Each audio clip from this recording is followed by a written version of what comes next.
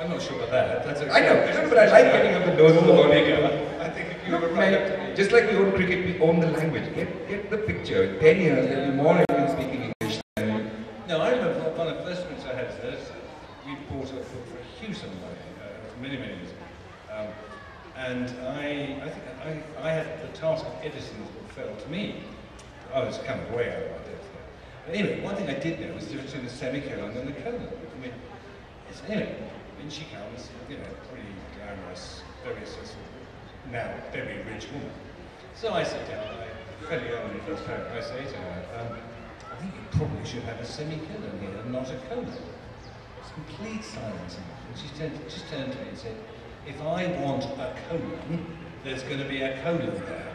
And so that was, it was just, so in a way, this abandonment of words in that instance, it was humiliating, of course. I think this might be the same one who reinvented English in the 70s for a famous film magazine, using Indian words wildly. Might not be. Oh, this is not an Indian word.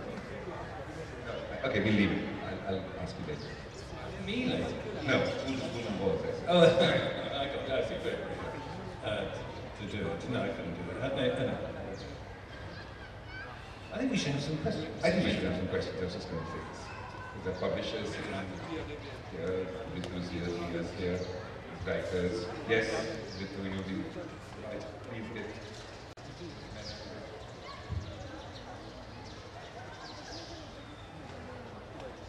Well, of course, first I didn't know that you had edited Nayanthara Sehgal,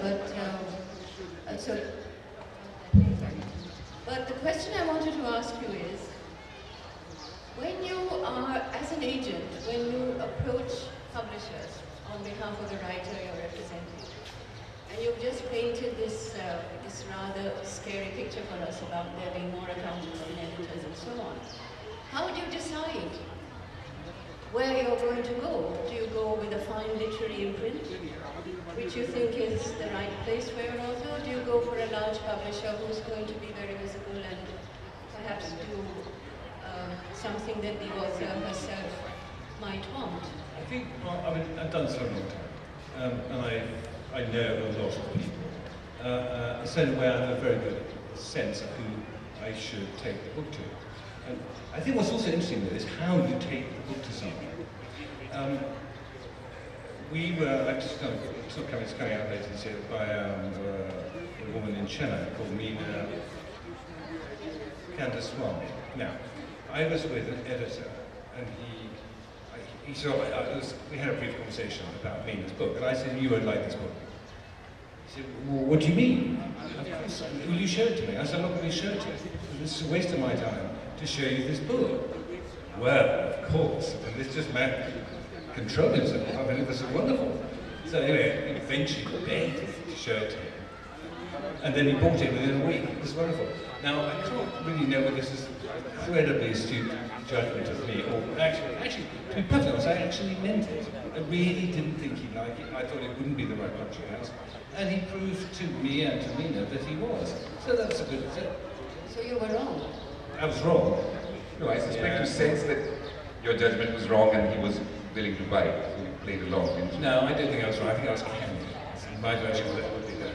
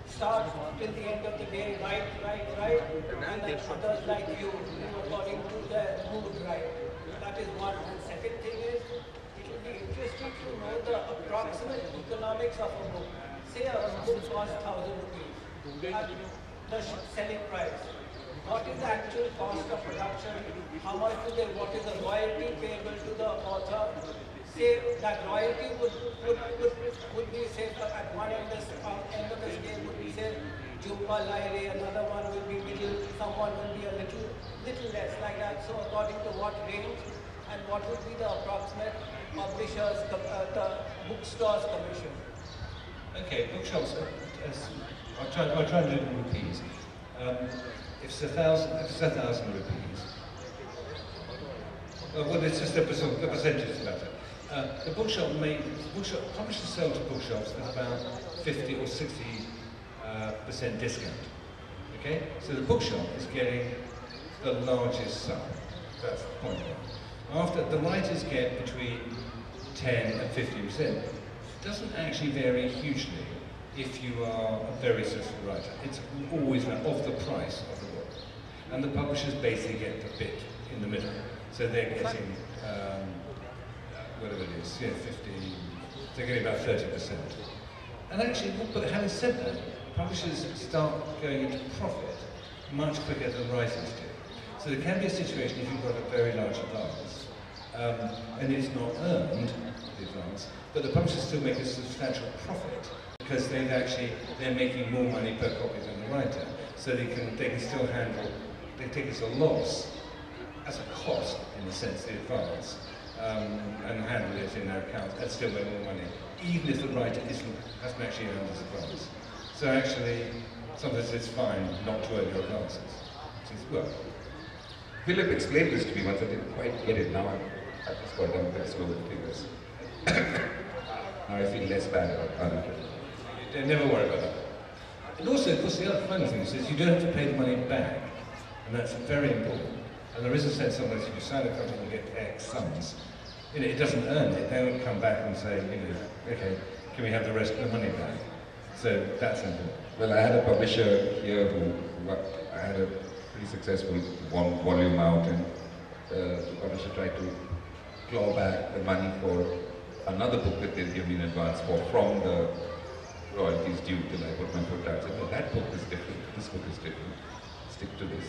Give me the money, and we talk about that. But you get situations where all these large sums are counted as a total sum. But that's a matter of discussion as part of this, the argument you have. Yeah, but you should never have, you should not have all the money flowing around all the books if you can possibly have that. But then, you should also be careful to do multiple contracts. I think multiple contracts can be a problem. And quite often people do 3 or 4 contracts. I think that can be difficult. If things go wrong, it's just tricky. Just not a question exactly, just a couple of comments.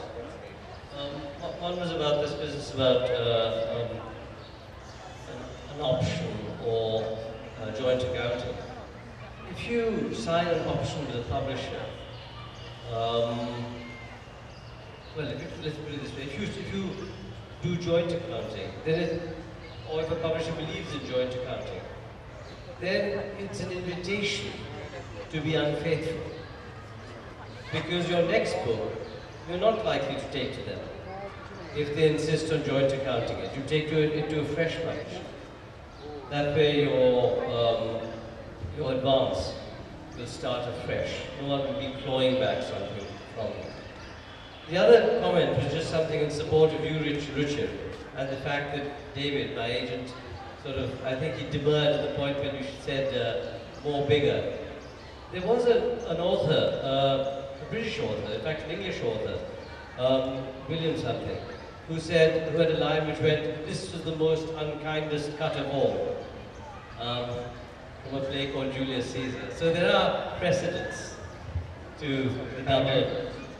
You can find all kinds of stuff in Shakespeare if you look hard enough. It's all there. Between you and I, that sort of stuff, yes. Yeah. As an agent, do you stand by the author when making signing the contract to get him the best possible?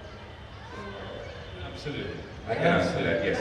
Absolutely. Well, it's funny, one of the great advantages if you've been in a very large publishing house, and the people who run it are extremely well paid. And I've been in the garages, I've seen the cars. And when you've seen the cars, you can develop a kind of Robin Hood mentality. I want some of those cars for my guys, not for those guys. So that sort of gives you a sort of extra vibe, I think, in taking them on. And Ruchir, you would not sign yourself to just one publishing house all your life, would you? Even if they've given you a good deal? I would leave it to David, actually. It's like, it could be. I mean, for example, if somebody was really good for you and they were growing with you and the editor, there have been instances where a very successful writer has moved from one publishing house to the other, when his editor is moved from one publishing house to the other, because he just said, I want to be with this editor. Yeah, I just think on a personal level, loyalties, I've been married for 42 years. I mean, that's a long time. So I'm a pretty loyal guy. What? Loyal. Loyal. Yeah, loyal. Yeah, I think I am loyal, actually. I'm loyal to people. I've had writers I've represented 40 years, in different publishing. I publish them in different places, now I agent them, and these people go back, and I think long relationships are really interesting. So in a way, there's something, I'd move people if I had to, but I kind of like long-term things, actually. I just think it's more interesting, but that's just a personal thing. I want to know that when you receive a manuscript and by the time you decide that you're going to be the agent for this author, what happens in between? What happens in between? Between reading it and deciding that you want to be the agent of this particular author? That's a great moment. I tell you, it's kind of pleasure time. And I think, when you get something that you like and you read it quickly, and you want to, I love reading to love. And I'd say, I read your book, I think it's absolutely fantastic. I really want you to come in, or I really want to represent it. There's something fantastically, I just myself get a fantastic buzz out of doing it, I suppose, because I think it's lovely when people come on to you for something you've done, and it's bloody hard to write a good book. I mean, and so I think being quick is very important, and I like to, I like trying to help people, and that's why I take on a lot of new people, because it's just more fun, and I never want to be the kind of guy, however successful and famous authors you have, danger anyone in that situation. You become fantastically complacent, self-satisfied, and that's just, none of us should do that. And so my funny little version of that is to find new people, champion new people, and just use the position I have, to open doors for people. And I like doing that. So it's a phone call. It's a quick answer to your deal. Thank you. Actually, a good example of that, I remember phoning you when we sold your book in Frankfurt. And I phoned you and said, we've got X for it. And, well, you should finish that up. Well, the thing is, so I went to David, gave him these 2 chapters. Just come back when you have 100 pages. That's the minimum you need to convince anyone that this book can work. So the next year, I approached David with a little more than 100 pages around August sometime, very scared what he would say. And he read it and said, look, this is going to work, it's really good. Don't get your hopes up. I want to, run it past 3 or 4 publishers, maybe 5 before Frankfurt. But don't expect anything, and I'll come back and give you a report. And, if it works out, when you finish the novel, we try again. It was very professional, very much, nothing exciting. It's really good, but publishers may not see it like that, so don't get disappointed, don't get your hopes up. No manic depressive ups and downs, it's normal, all in a day's work. I'll send them this manuscript before they go to Frankfurt, so they'll read, and then at Frankfurt, we talk about it. But I actually trained myself into thinking that this is not going to work, forget about it. I actually kind of put it out of my mind that this guy's got Frankfurt, he's got Arundhati so much money, Vikram, suitable whatnot, put all that nonsense out of your mind and just carry on doing. And then one afternoon phone call, and mother of my children, Geeta, partners with very together as co-parents, she tried to wake me up, and I said, And she said, Ruchir, it's David calling from Frankfurt. So I looked at her and said, you know, basically I use rude words saying, go away. That's a very unkind cut to get me out of bed. I looked after the children all morning, you look after them in the afternoon, I'm sleeping. And she said, no, I'm not joking, it is David on the phone from Frankfurt, get up. So I said, uh-oh. And I actually got out the sort of remote phone, the landline, and I went up the stairs to the study where we were staying. And he told me, so he had an offer for the book with some really satisfying amount. And I couldn't believe my ears. So I sort of said, yes, yes, say yes. And I repeated it again. And then I hung up the phone, and after a few minutes I called David's office to speak to Heather, his wife, just to make sure that, you know, is David the kind of guy, not Geeta, then perhaps David liked to make practical jokes, didn't know if he was another, just to keep me on my toes. Oh no, sorry Ruchir, that was just a joke. Carry on writing. So she says, no Ruchir, and she's obviously been through this before, Heather. She's very calm. She says, no, it's true. It's not, you're not dreaming. It's not a joke. David doesn't do practical jokes, not about this. It's fine. So that's how that began. It's a very interesting moment. These phone calls are fun to make, because they change people's lives. And if you can play some small role in doing that, it kind of makes me think what I do is okay. Well, I think what you do is great. I mean, you can sit around reading books and you have long lunches with authors, gossiping about their love lives, and then you go and kick some publishers and then kneecap to get more money. I don't think you should think that my long lunches with you is what I do with everyone else, but maybe. Hi, this is a little off topic. Ruchir, I like to write about going home to a place from which I never came. And on that note, how does it feel to spend Republic Day deep inside the sweet, sweet memory of Maharani Queen Victoria?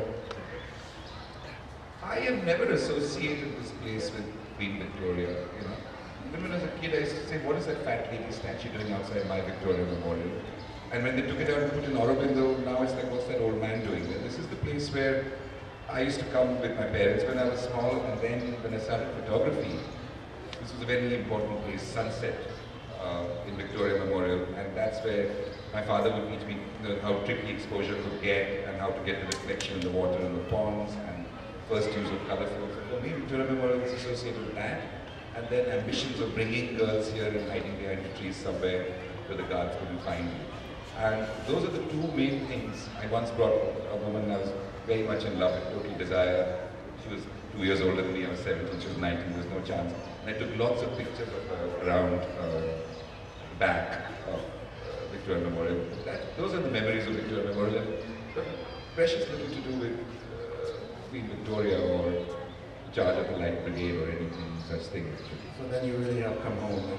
But this is home. This is part and parcel of my... I grew up here.